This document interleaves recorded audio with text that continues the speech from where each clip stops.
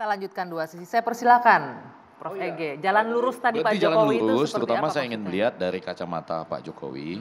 Ini kalau judulnya adalah sindiran untuk siapa dan memang agak spesifik kan karena disebut. Pernyataannya Saya iya. baca nanti bisa seperti itu lagi, ada orang atau tokoh yang ingin sekali dapat kendaraan supaya bisa mencalonkan, ternyata tidak bisa. Jadi kalau kita tanya ini sindiran untuk siapa, kan kalau dihubungkan dengan yang lalu-lalu untuk yang kesusu. Akhirnya berhadapan dengan partai kan, yang di Magelang tuh. Ya kan? Kan partai belum tapi sudah kesusu. Lalu jangan sembrono. Ya kan? Di ulang tahun partai lain tapi arahnya bisa ke partai lain. Ya. Nah, secara umum juga kemudian ditambahkan, mestinya sih ada juga ini. Iya, enggak mestinya sih yang rambutnya putih, tidak berkerut gitu ya. Jadi kalau ini putih. kerutannya agak kurang. Kerutannya banyak. Lalu untuk mengurangi ketidakpastian Presiden menambahkan itu kemungkinan Hatta Rajasa, betul ya, di Pontianak atau Ganjar atau Prabowo. Ya walaupun yang paling benar tuh Basuki Hadi Mulyono sebetulnya karena rambutnya putih, terus memikirkan soal apa namanya infrastruktur dan berkerut. Tapi saya mau bilang enggak nih, dari jalan lurus tuh maksudnya ini yang paling mengganggu. Tunggu sebentar, satu lagi ada nih yang menarik ini kan, ada yang nggak punya kendaraan, tokoh yang tidak punya kendaraan. Ini juga belum punya kendaraan jelas nih yang diusung oleh bukan cuma itu. Jadi semua belum punya kendaraan, boleh dibilang pada hari ini kan. Anda sebutlah yang manapun, belum tapi lengkap. Kalau kita mundur lagi sejarah nih, yang nggak punya kendaraan banyak tadi disebut beberapa nama. Tapi yang paling sering bergesekan dengan Pak Jokowi mungkin siapa? Nah karena itu saya tadi mau bilang jalan lurus. Sebetulnya yang ingin dilihat Pak Jokowi itu adalah begini. Anda nih mungkin nanti nggak dapat kendaraan karena Anda itu bersama-sama dengan saya. Tapi kalau Anda sedang berbicara tentang perubahan, dan berbicara tentang antitesis enggak lah, sudah kita lupakan ya. Nah maksud saya, kan perubahan ini sedang tidak disukai karena katanya kepuasan berapa? 70%. Ini ada logika-logika yang berbeda nih. Kenapa berubah kalau 70% kepuasannya kan? Tapi Anda mengedepankan perubahan. Jadi koalisi perubahan, coba di sebelah kanan saya bentar. Ya enggak, menurut saya kurang lebih sindiran ini akan, nanti Anda jangan-jangan enggak dapat partai. Enggak dapat partai, enggak dapat tiket. Karena sekarang ini tingkat kepercayaan 70. Di dunia juga jarang loh. Tingkat kepercayaan itu kalau di masa-masa akhir jabatan itu ada yang cuma 34%. Yang paling tinggi Clinton lah 66% ya. Prof. Ya, artinya masyarakat puas dengan kinerja Pak Jokowi. Jadi saya berprasangka baik pada pernyataan Pak Jokowi sebagai presiden terkait dengan tokoh yang tidak punya kendaraan. Atau belum punya kendaraan. Atau koalisinya belum selesai. Itu bukan sekedar mengarah ke Anies. Bukan sekedar mengarah ke Anies? Bukan sekedar mengarah ke Anies. Saya kira Anies, satu yang sebentar. Enggak, ini mungkin merasakan. Yang punya kendaraan sekarang itu hanya Mbak Puan. Pak Prabowo punya kendaraan gak cukup. Muhaimin punya kendaraan gak cukup. Erick Thohir juga ingin jadi presiden atau wakil presiden, gak punya partai. Siapa lagi? Ada Golkar juga nggak cukup, yang lain nggak cukup. Jadi ini untuk semuanya, untuk semuanya. Jadi nggak cuma mengarah ke Anies. Itu ya, jadi bukan hanya mengarah ke Anies. Satu. Yang kedua, dalam survei Pak Jokowi, publik percaya kepada yang disorong Pak Jokowi. Publik percaya kepada figur yang disorong Pak Jokowi kan hanya 3%. Meskipun hasil surveinya 73% puas. Jadi tidak berbanding lurus. Sukses dalam memimpin, puas 70%. Itu otomatis kemudian penggantinya itu otomatis harus dari yang sukses memimpin ini. Ahok di Jakarta kepuasan juga sekitar 70%. Nggak terpilih. Kan gitu. Nggak terpilih. Nah, oleh karena itu menurut saya apa yang disampaikan Pak Jokowi itu memacu kami, makin memacu kami untuk gerakan perubahan ini, kan? Untuk padahal ini loh yang jadi masalah. Makin solid. Jadi ini makin solid, makin diledek makin solid. Ini diledek. Gitu. Makin diledek makin perubahan. Makin solid itu. Makin perubahan. Keimanan kita makin. Ini koalisi perubahan atau koalisi berubah? Makin diledek makin perubahan. Adapun untuk pengumuman ini soal nunggu momen.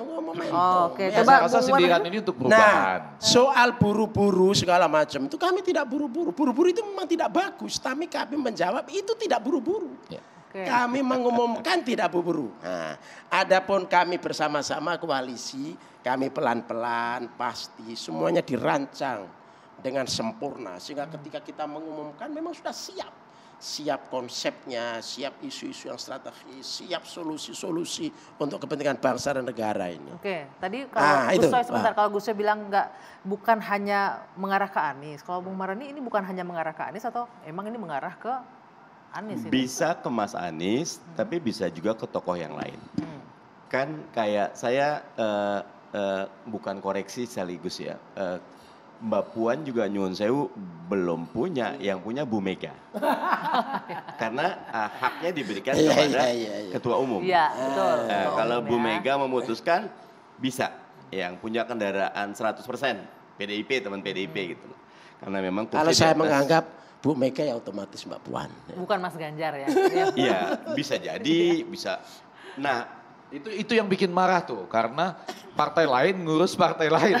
Itu yang bikin marah. Kalau saya nyuwun sewu, enaknya Pak Jokowi jangan justru menimbulkan diskursus yang negatif. Jangan justru menimbulkan diskursus yang membuat orang tidak produktif dengan bertanya-tanya. Mungkin bisa lebih baik. Saya mengharapkan partai atau gabungan partai segera mengumumkan koalisi dan mengumumkan capres-cawapresnya. Kenapa? Biarkan rakyat tidak membeli dalam karung. Biarkan rakyat bisa menilai yang ini sama tidak sama saya. Lebih baik kan dari saya. Itu jauh lebih produktif, lebih intelektual, lebih positif thinking. Karena presiden itu kepala negara juga. Mestinya jadi guru bangsa, jangan yang gangguin bangsa. Kalau gitu kapan PKS ngasih rakyat biar nggak beli kucing dalam karung gitu? Kapan dideklarasikan? Kapan Gus? Sebentar lagi. Timing lagi. Kita sepakati waktunya, momentum yang gitu. tepat. Kayak gini, ada 4 faktor ya. Pertama, bisa aja kita segera mengumumkan. Tapi kami lagi berharap ketika diumumkan, roadmap-nya sudah jelas. Target-target pembangunan 5 tahun ketiga sudah jelas. Kalau perlu, desain APBN-nya sudah ada. Kalau lebih detail lagi, shadow kabinetnya bisa ada. Nunggu desain APBN sudah ada itu? Enggak, biar ada diskursus yang lebih dalam. Kami sangat ingin ada diskusinya itu bukan figur, tetapi program, karya, sesuatu yang membuat kontestasi gagasan. Gitu. Sebelum Valdo nanti respon soal jangan menimbulkan diskursus negatif, pertemuan tadi malam nggak ada hasil apa-apa ya? Insya Allah, ketika tidak gini. Air yang tidak dalam itu banyak riaknya, tapi air yang tenang itu dalam. Menghanyutkan gitu ya. Tunggu tanggal mainnya. Ini lunch sudah bergeser ke dinner tadi malam. Dan ujungnya intervensi istana. Kesana lagi jadinya. Atau kita tanyakan. Ini kan kita meremehkan partai politik. Atau kita mengutip aja pernyataan Presiden bahwa ada yang ingin sekali dapat kendaraan supaya bisa mencalonkan. Ternyata tidak bisa. Apakah ada peluang itu nggak di tengah? Tadi kan bingung tuh. Iya, kan? Masih ada nggak peluang itu gitu? Baik karena intervensi eksternal, kan ini yang kita jangan sampai atau karena intervensi istana ini jadi operasi untuk bermitra. Sebaliknya tuh. Kalau saya berpendapat gini, kalau nyun sewu, ini kalau ya, Mas Anies atau kami tidak bisa bersatu, terus mengatakan ini karena istana, buat saya itu kami tidak dewasa. Karena yang menentukan masa depan bukan orang lain, bukan juga Jokowi. Kamilah yang memutuskan. Boleh direspon tadi Pak Presiden jangan menimbulkan diskursus negatif, berarti kan nggak produktif. Berarti kan gini, jika berbicara begitu dari tadi kan kita udah ngomong dari awal, bahkan partai politik punya independensi, partai politik yang mencalonkan, bukan presiden, bukan istana, karena secara konstitusi begitu. Itu satu. Yang kedua, kita bicara soal keinginan membentuk koalisi. Pastikanlah gitu loh. Jangan sampai nanti gagal bentuk koalisinya, tiba-tiba pelurunya diarahkan lagi ke kita. Buruk muka cermin dibelah gitu ya. Buruk muka cermin dibelah. Waktunya masih panjang. Kalau joget nggak bisa lantai disalah. Lantainya yang rusak, lantainya miring. Yang ketiga, kita bicara soal perubahan. Perubahan apa? Survei kita 70%, ya IKN lanjut atau tidak misalnya. Atau misalnya Ormas bagaimana, tanggapannya, pandangannya lain gitu kan. Panjang balik. Boleh saja kan Pak Jokowi punya pendapat seperti itu. Kami juga punya sisi sisi yang lain. Dan wajar ingin yang lebih baik karena hidup memang harus lebih baik. Perubahannya mungkin dari 73% kepuasannya sampai 100% gitu Bung ya. Faldo, kami sudah sepakat koalisi. Jadi sudah ditentukan koalisi ini sudah.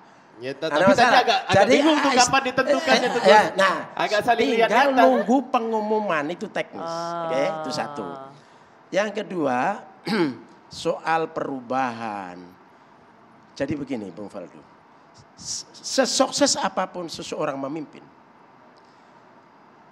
kemudian ada penggantinya, siapapun penggantinya, itu harus terus-menerus ada perubahan. Perubahan yang lebih baik gitu. Iya dong, ya. hidup ini kan dari hari ke hari harus berubah. Hari ini harus lebih baik dari hari kemarin. Besok harus lebih baik dari hari ini. Dan nggak perlu ada yang tersinggung dengan dan koalisi nggak perlu ada yang tersinggung. Tetapi nggak perlu ada yang merasa terancam. kita perubahan, Valdo. Tapi kata-kata Restore, perubahan jadi perubahannya di seluruh dunia itu kata-kata yang menakutkan bagi petahana. Bung. Di seluruh dunia. Ya. Nggak, mungkin maunya dari perubahannya bukan revolusi. Perubahan Tapi ke arah yang lebih baik perubahan aja. ya bersifat transformasi, bersifat restorasi, bersifat kira-kira begitulah ya. Loh, kalau gitu jadi enggak, kalau gitu tetap kenapa enggak ada bukan- unsur-unsur Tunggu. sustainable, ada unsur-unsur kearifan lokal. Kalau gitu jangan pakai kata ada perubahan. jeruk. Jangan Jangan pakai pakai kata perubahan, Jadi- melanjutkan, misalnya, atau melanjutkan ya itu kebaikan. soalnya. Jadi ada mendem jerunya, ada kearifan lokalnya. Mendem jeru itu apa ya? Kita mau sesuatu tapi tetap menghormati yang lama. Kira-kira begitu kan? Menghargai. Jadi mikul dhuwur mendem jeru. Menang tanpa ngasorake. Jadi semua yang baik dari Pak Jokowi jangan khawatir, akan kita Akan lanjutkan. Nah, Oke, ya kalau gitu soal benar. kasus-kasusnya IKN atau FPI aktif lagi nggak tuh, kereta atau transport apa? Kereta cepat. Kereta cepat atau infrastruktur segala macam, itu semua sudah kita diskusikan. Nanti pada saatnya akan kita umumkan apa-apa yang harus kita. Nanti kalau tambah satu aja, kalau teman-teman ekonom selalu mengatakan ICOR, incremental capital output ratio, utangnya besar, tapi ICOR-nya tetap ya, artinya ada ketidakefisienan di situ. Tapi kalau itu panjang kali lebar, nanti topik lain. Nanti Gitu. terakhir ada Nah. satu segmen lagi sebentar ya. Apakah memang terjadi ketidakefisienan itu Bung Faldo jawab nanti sedikit. Kita kembali saat lagi.